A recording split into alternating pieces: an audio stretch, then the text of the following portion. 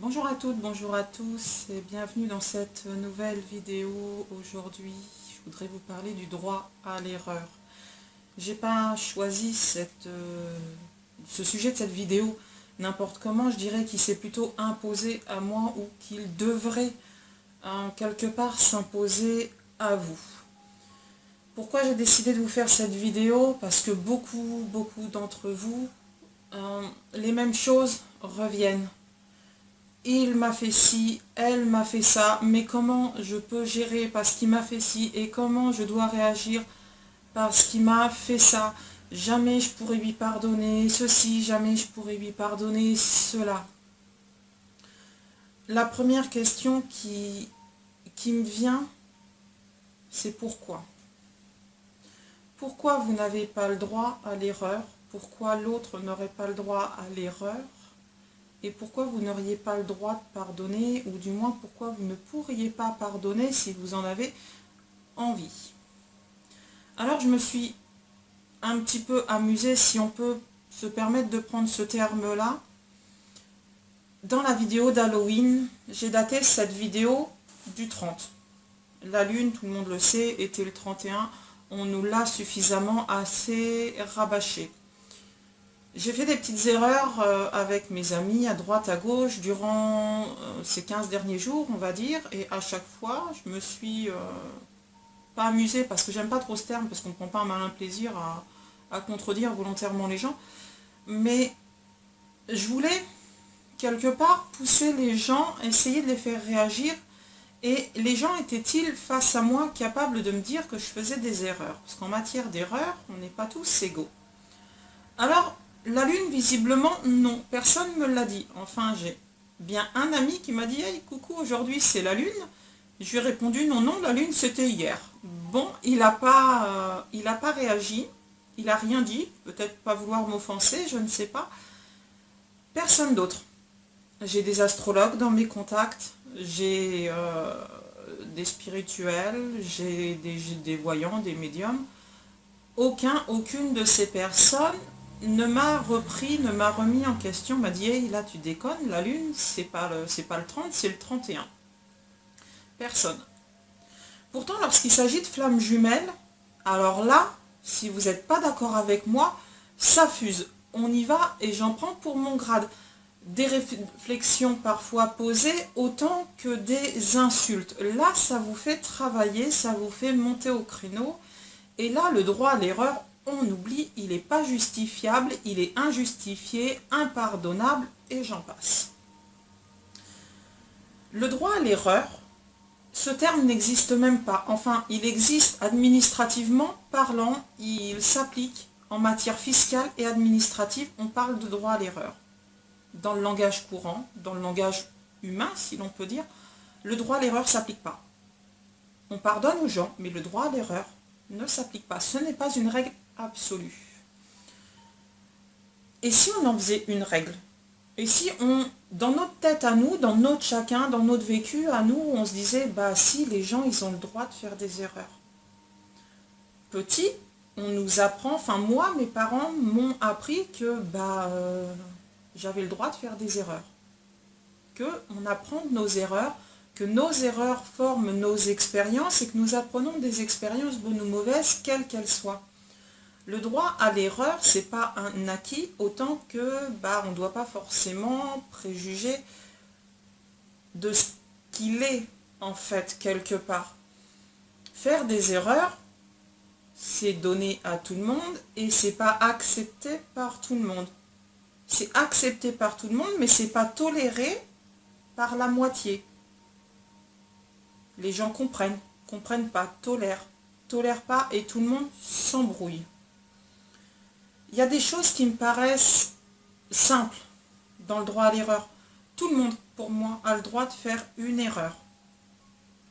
La notion de pardon qui accompagne ce droit à l'erreur va dépendre de l'erreur elle-même et, bien entendu, des personnes qui commettent cette erreur, si c'est la première fois, si c'est la deuxième fois, etc., etc.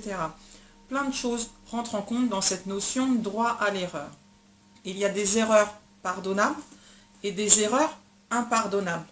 Si tant est que là, bien sûr, dans le pardon, on reconnaisse une part de pardon afin de se pardonner à soi des erreurs commises par l'autre et que l'on a laissé quelque part nous plomber notre morale et nous atteindre et nous faire mal.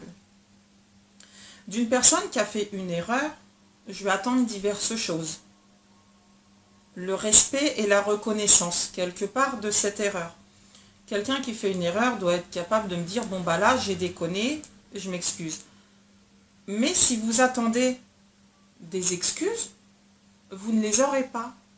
Je ne peux pas venir vous dire que les gens, les autres, comme on va les nommer, quand votre autre fait une erreur, je ne peux pas venir vous dire, vous allez avoir une excuse ou vous devez attendre des excuses. Non. Non, pourquoi? Parce que ça se trouve pour lui, pour cette personne-là, il n'y a pas d'erreur de commise. Parce que c'est normal pour l'autre.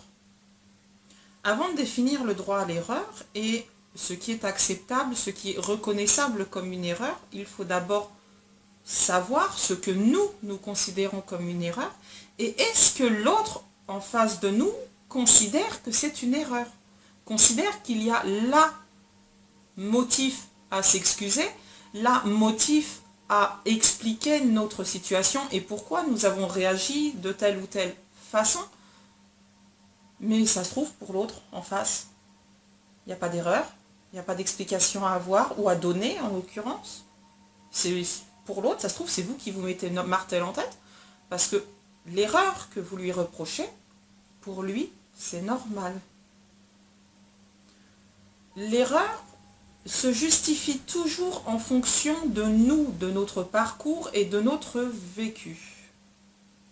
Il y a des erreurs pour lesquelles on peut pardonner et des erreurs que je considérerais comme impardonnables.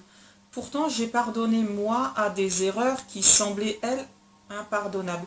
J'ai pardonné à des personnes qui, clairement, ne méritaient pas ce pardon. Enfin, à l'époque, des personnes m'ont dit qu'ils ne méritaient pas ce pardon. J'ai envie de vous dire qui étaient-elles ces personnes pour considérer que les personnes dans l'erreur ne méritaient pas le pardon.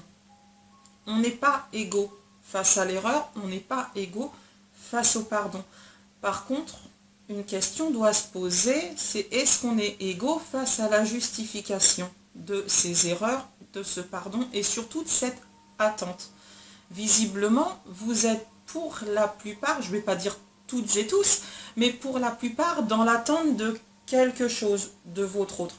Vous attendez un certain type de comportement, un certain type de réaction, et pour certains ou certaines d'entre vous, vous attendez des mots.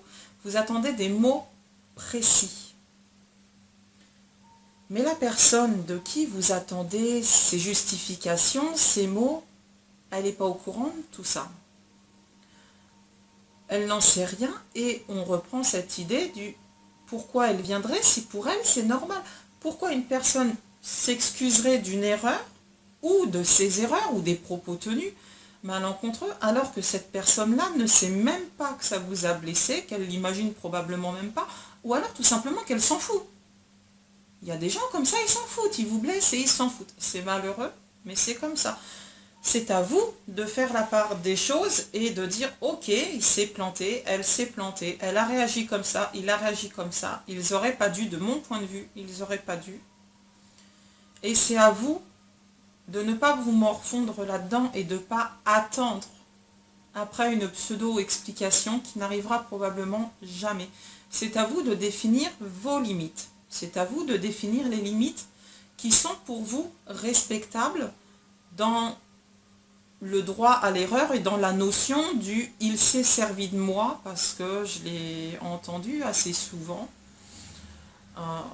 Cette notion du « il s'est servi de moi », non, il s'est servi de vous parce que vous l'avez laissé faire. Ça va peut-être vous choquer, ma phrase, mais c'est une réalité. Si vous ne voulez pas qu'une personne recommence les mêmes erreurs avec vous, lorsque cette personne revient vers vous pour discuter avec vous, c'est à vous de lui expliquer « Hey, là, t'as déconné, t'as fait ci, t'as fait ça, moi je l'ai vécu comme ci, comme ça sert à rien de lui cracher à la gueule à cette personne. » Vous devez être clair avec cette personne, mais avant tout être clair avec vous-même et être capable de lui dire « Hey, là, garçon, t'as déconné, j'ai souffert et je ne veux plus ça. Mais quand vous dites je ne veux plus ça, et qu'après vous me dites qu'il a recommencé 6, 7 ou 8 fois, posez-vous la question du respect. Si vous laissez l'autre vous manquer de respect, il continuera les mêmes erreurs, qui, ça se trouve, je le répète, ne sont pour lui pas des erreurs.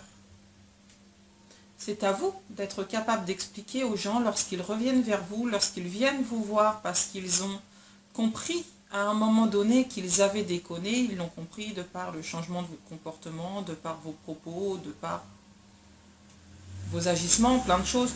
Peu importe, on s'en fout. Il n'y a même pas d'exemple concret à donner là-dedans. Lorsqu'une personne vient vous voir pour s'excuser, quelle note, on va dire, vous mettriez au droit à l'erreur? Est-ce que cette personne mérite le pardon? Est-ce que vous méritez le pardon? Est-ce que vous estimez que cette personne, elle avait des circonstances atténuantes pour, on va dire, déconner?